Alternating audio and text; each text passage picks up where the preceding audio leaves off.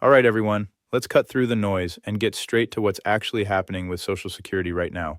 The headlines are screaming, social media is panicking, but nobody's giving you the complete picture. I'm John from Dream Visa Updates, and I'm about to break down everything that actually matters for your benefits. This is also a live Q&A, so I can see your questions flooding in about retirement, disability, everything. Let me power through these critical updates, then we'll jump into your questions.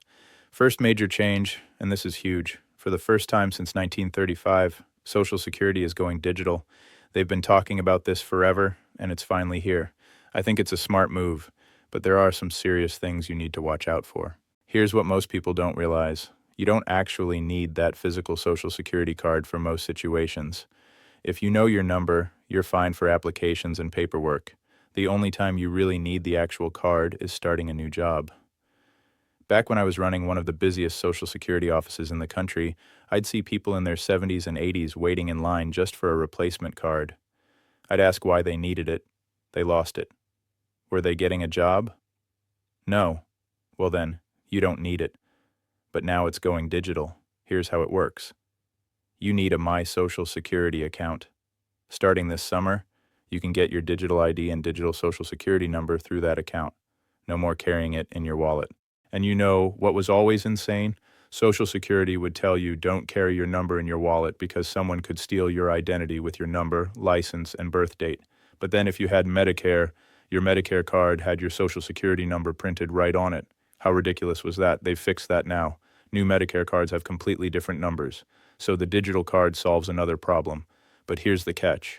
If you need to change your Social Security card because you got married, divorced, or changed your name, you still have to visit the office.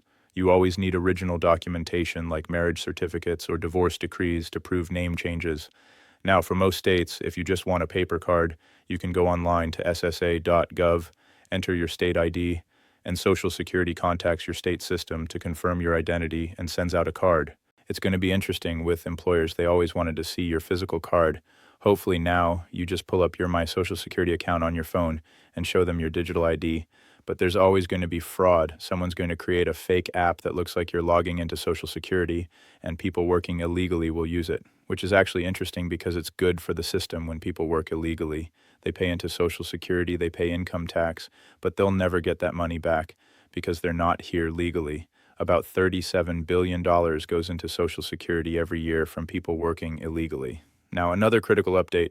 You probably saw Homeland Security saying you need a real ID to get on a plane or enter federal facilities. Here's what they didn't clarify.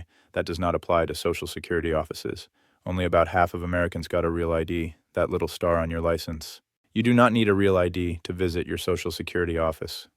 As of right now, despite what Homeland Security is saying, you don't need it for Social Security. And here's something confusing people for months. Do you have to go to your local office to keep your check? You've heard the back and forth. The new people, the Doge people said yes, then no, then yes, then no. We're back to no. The only time you need to go to your local office is if you want to switch direct deposit and you can't do it online. That's basically the only remaining change. Everything else got changed back, changed back. Right now, you don't need to go to your office to keep your benefits. Don't waste your time. Don't freak out. Your check continues. Social media people are trying to scare you, saying your check will stop. That's not correct. There's a new commissioner, Frank Bisnell. First time in decades we've had a Wall Street person in charge. A lot of people are freaking out. I'm watching it closely. He's worn two hats in his career. Sure, he's been a Wall Street guy, but he's also done a lot with efficiency and modernizing systems. Hopefully he wears that hat rather than the privatized Social Security hat. We'll see. But they did everything backwards. When you want to make an organization efficient, you make it efficient first, then let employees go if needed. They did it the other way. They let a bunch of employees go voluntarily, and customer service is really hurting. People are missing benefits, not able to get what they earned because there's nobody to pick up the phone. That's what we're doing on this channel, helping you not lose your benefits. Speaking of customer service, politicians said a few months ago the reason service is bad is telework, employees working from home. Well, telework is over now. Employees are back at the office, and customer service is 100% better, right? Yeah, not so much. As I said then, telework wasn't the issue. Social Security was at a 50-year low in staffing before Doge. Now it's even worse. We're probably at the lowest staffing since 1935. Okay, what else is coming? In the next month or so, if you have Medicare Advantage, you're getting a letter. Brand new letters never done before. CMS told Medicare Advantage plans, hey, you're offering dental, vision, hearing, transportation, gym membership, but people aren't using these benefits. What's going on? So starting soon, if you have Medicare Advantage, you'll get a letter saying you have this plan with $2,000 dental, 500 vision, gym membership, and you haven't used any of it. They're giving you a heads up that you still have these benefits and you have to use them by year end because all Medicare Advantage plans are only good for 1 year. People say, no, I've had the same plan for 3 years. No, you haven't. Medicare Advantage plans are only good for 1 year. They sunset March 31st. A new plan with the same name starts January 1st, but details are usually different. This year they were a lot different. People don't realize this until they get sick. They think they've had the same plan for years. Then they go to the hospital and realize, oh, I pay $300 a night now. When I signed up 3 years ago, it was $50. What happened? You've had 3 new plans since then. Watch for those letters. Here's my advice. Because when people get those letters, there's going to be a massive rush contacting Medicare Advantage plans for help. Be proactive. If you have Medicare Advantage, reach out right now before those letters drop and say, do I have dental, gym membership? Tell me what I've got, and I'll use it before everyone else floods the lines. Now, death records. Elon Musk talked about 20 million people over 120 years old receiving benefits. Guess what? 0 money came out of that. As I said when he first mentioned it, he's looking at the wrong thing. People over 116 don't receive Social Security benefits. There was no money in those records. He was looking at the Numident. You don't pay money from the Numident. You pay from the MBR, the Master Beneficiary Record. He was looking where there's no money. It's like going into a restaurant, getting your bill, and trying to push your driver's license where your credit card goes. It won't work. They're never going to find money in that record. The greatest fraud in history turned out to be a dud. As I said from day one, he just doesn't know the system. Now overpayments. Another change they made, changed, and changed again. If you get an overpayment, a lot of people are getting these letters now. How can you get an overpayment? Is it Social Security's fault? Well, if you're under full retirement age, working, and you tell Social Security you'll stay under the $23,400 limit, and you don't, there's your overpayment.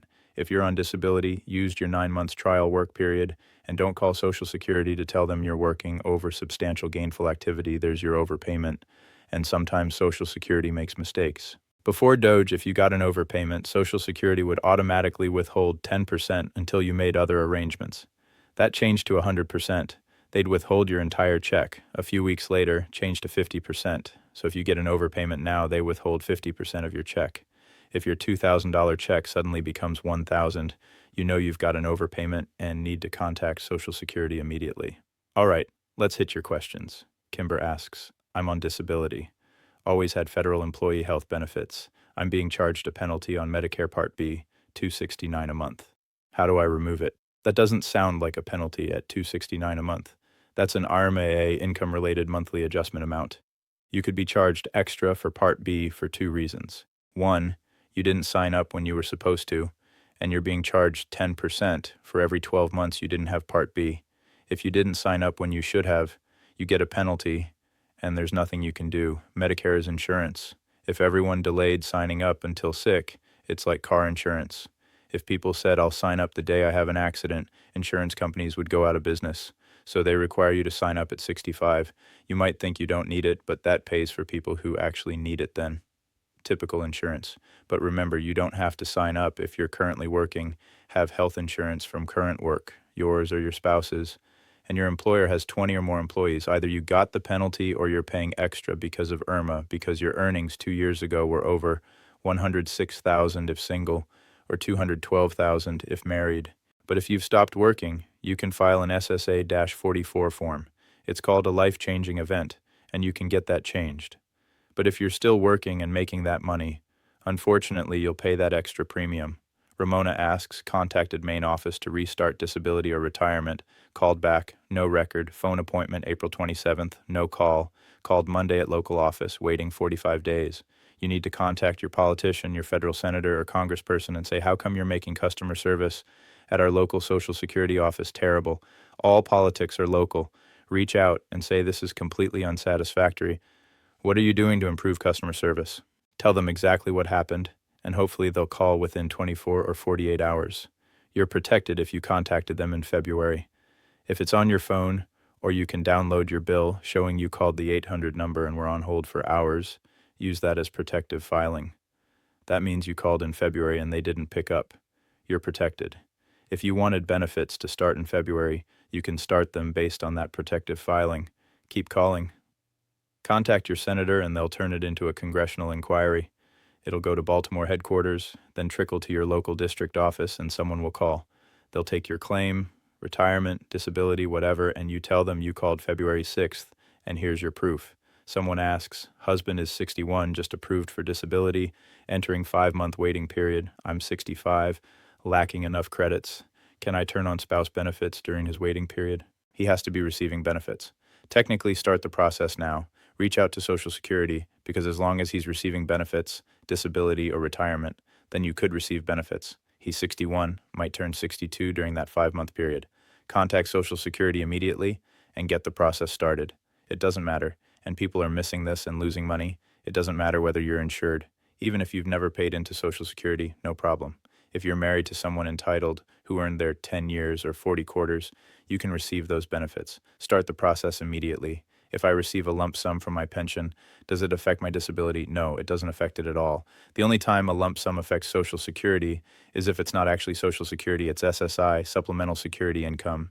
SSI is administered by Social Security, but doesn't come from the trust fund. That's welfare-based. But for disability, if you get a lump sum or win $1 billion at the lottery, it doesn't affect your retirement, disability, survivor benefits, anything.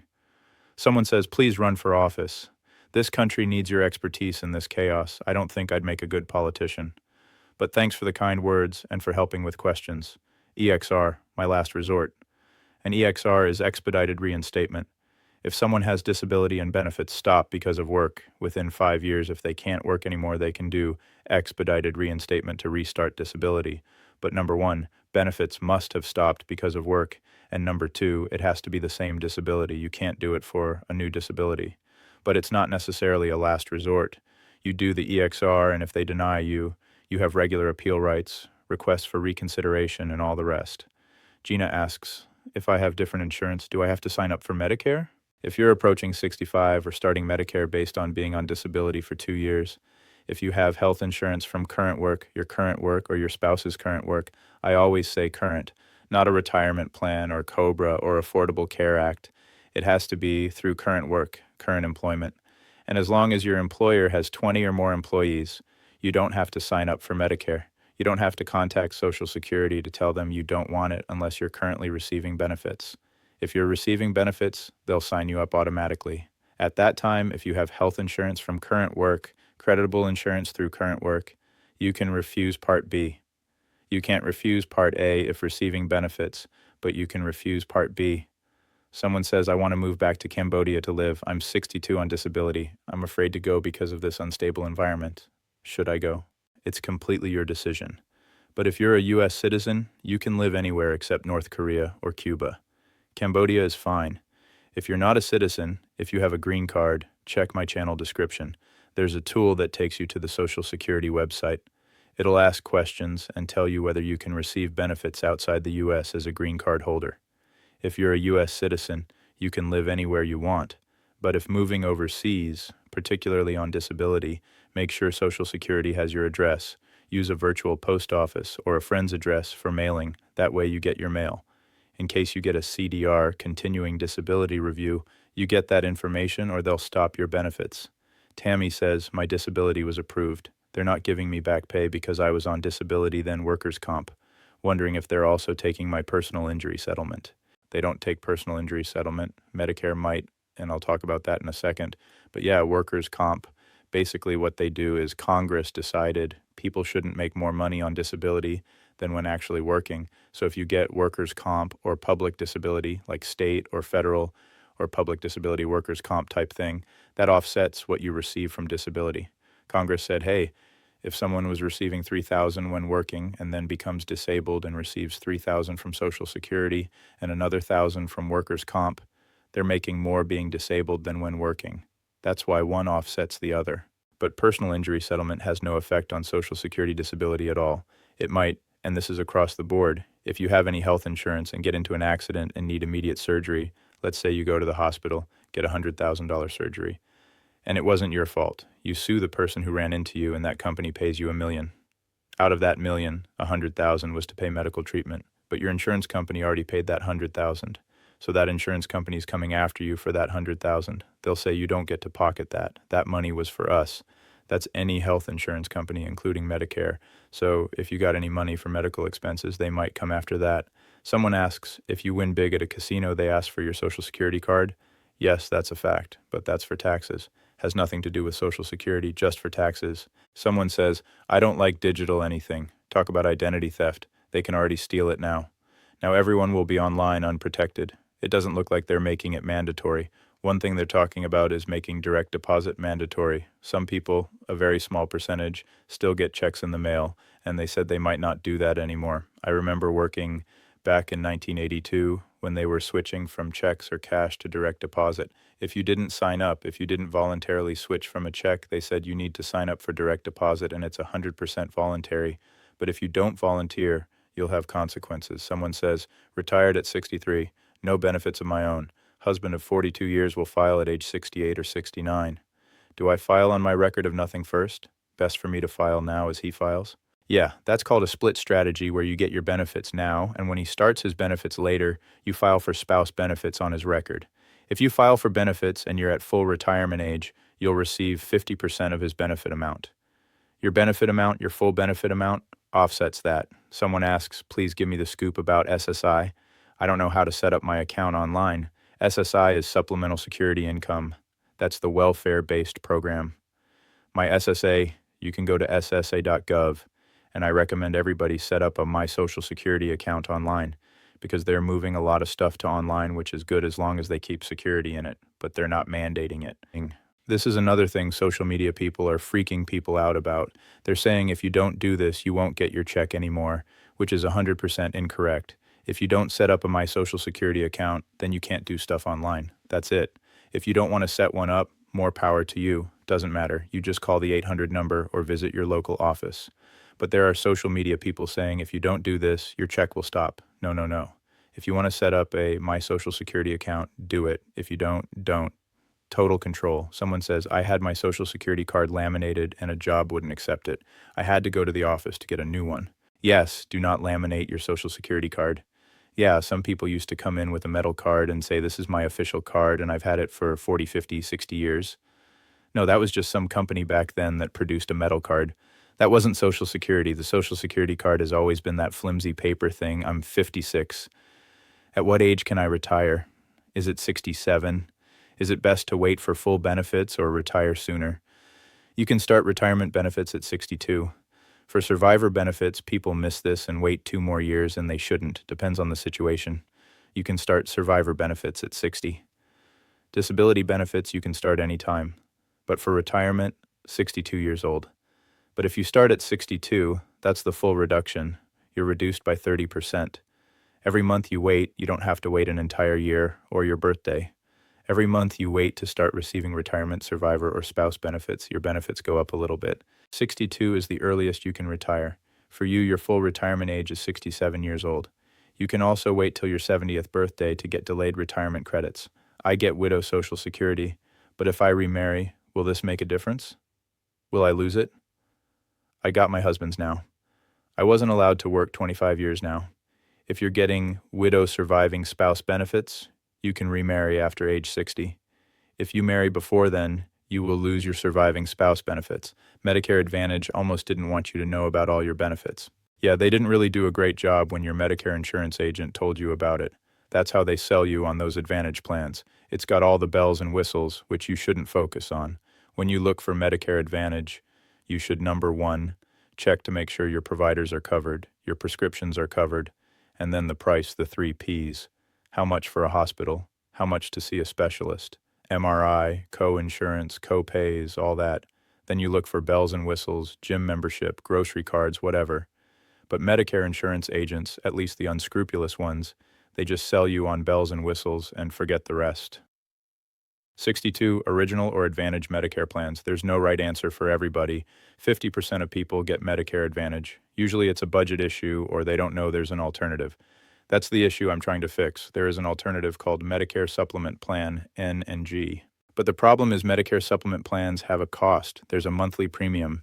People say, well, that's why you're trying to sell Medicare supplement plans, because there's a cost and you make more money. No. Everybody, all Medicare insurance agents and insurance companies make more money enrolling you in Medicare Advantage. That's why they want to enroll you, because they make more money. You might think, that's stupid. Most Medicare Advantage plans are zero premium per month, but a Medicare Supplement Plan G costs $120 in my state. Wouldn't you make more on $120 versus zero? No. That's the crazy thing about the whole Medicare thing. You have a zero premium Medicare Advantage plan because you already paid for it when you paid FICA, Medicare, all those decades, and then you sign up for a Medicare Advantage Zero plan later at 65. The CEO of that company goes to Washington and says, hey, I just signed up Robert or Barbara for our plan. Give us their money they paid into Medicare all those years, and the government gives them a percentage of that money. Completely counterintuitive. I refuse to get all this extra coverage. Why waste your money if they refused you? I'll just stick to traditional Medicare. Yeah, when you're talking about staying with original Medicare, you're talking about getting original Medicare Part A and Part B. But unless you've got a few $1,000,000 under your mattress, you really have to cover the gaps. There's two ways to cover the gaps: Medicare Advantage or Medicare Supplement. With a Medicare Supplement plan, you keep original Medicare essentially. Medicare Supplement just covers the gaps. That's why they used to call it Medigap. That's it for today, everyone. I hope this cleared up the confusion and gave you the real information you need about these Social Security changes. Remember, don't let social media scare you. Stay informed, stay proactive, and if you need help, reach out to your politicians or contact Social Security directly. Thanks for watching Dream Visa Updates. See you next time.